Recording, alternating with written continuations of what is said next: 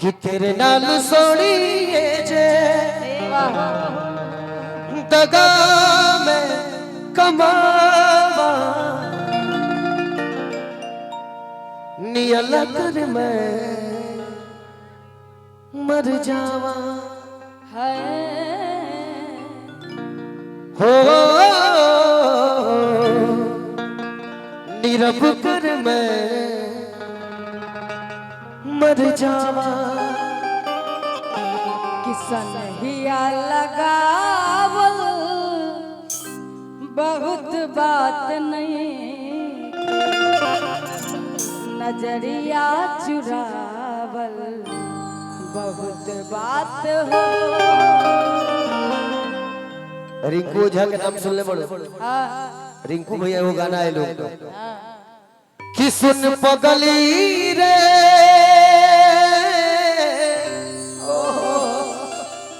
पागल कहेला जमाना कि सुन पगला रे कि पागल कहेला जमाना कि लगता कि मार जाए हर नाता मगूर खाई हे लोगवन के सुनी सुनीता कि लगता कि मर जाए नाता जहार खाई बना रहा हर लोगवा के सोने सोनता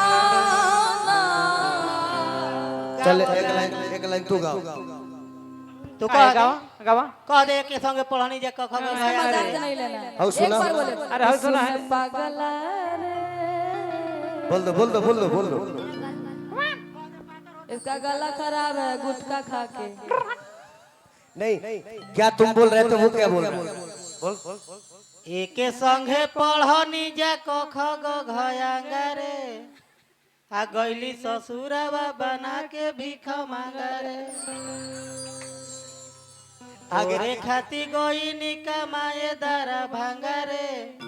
हमार ध के पीट देलो संदू चार गो लांगा रे गईनी हम बगसर न हईनी अब गंगा रे आ मंदिर के पुजारी जी से हो गईल पांगा रे ये सब ना गावे वाला तब हमनी के सैड सॉन्ग में गावल जाई आपन गीत गावल जी का सिंदूर समझे नु सिंदूर के बहुत कीमत लइका कलस की हम बेवफा ना तू बेवफा हो हमनी के कैलस ना लोगव जुदा हो कि झूठों के काहे तो के हर कोसी जा कि झूठो के तो के काहे आगे कोसी जा एमे दूसरी जानता रुके बा के कि अरे एक में से नूरावे बा दोषी जा कि एह में से नूरा बेवा दोषी जा। ये चीज देख के जख्मी भैया लिख दिले का लिखले का कि हम रगी उनकर रगी हमार हो कैले बदूर भले घर परिवार हो कि जुदा हो के जिए ताड़ी होई के लाचार हो आजू तो करेली हमरे से प्यार हो अच्छा कि छुप छुप के रब से रोके फरियाद कर ली बड़ा इंपॉर्टेंट लाइन कि हमारी जान हमके आजुओ याद करेली अच्छा अब फोनवा ससुर गइलो के बाद करे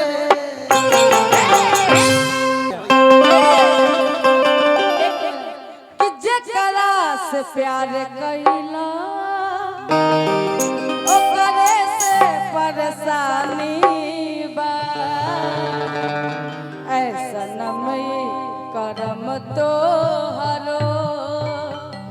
लागे खानदानी बा। हम जानते का कहना कि प्यार कहिला के काम नहीं खे अच्छा एह में बेईमानी तब हमने के कहल दिखा कि हमारे जान हम के आजुओ अरे याद करेली ससुर गई याद करेली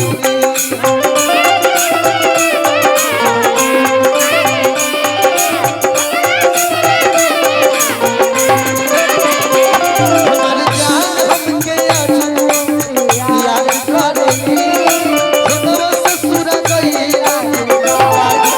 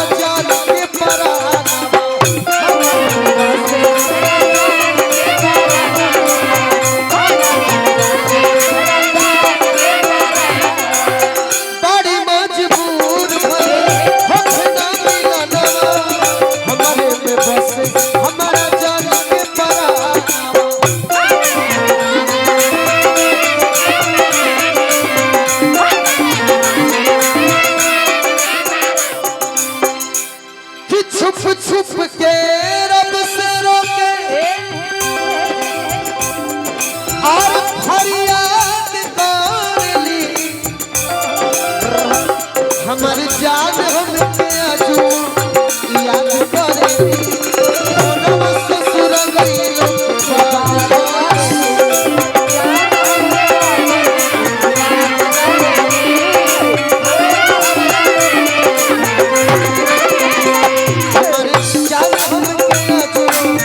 याद करेली सोनवा ससुर गइलो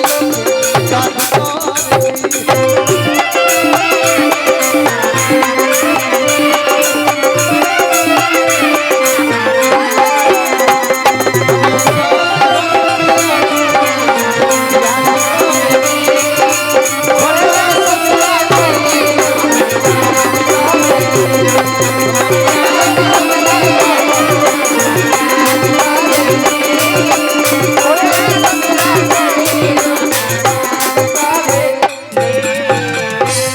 छठ गीत लगाओ जो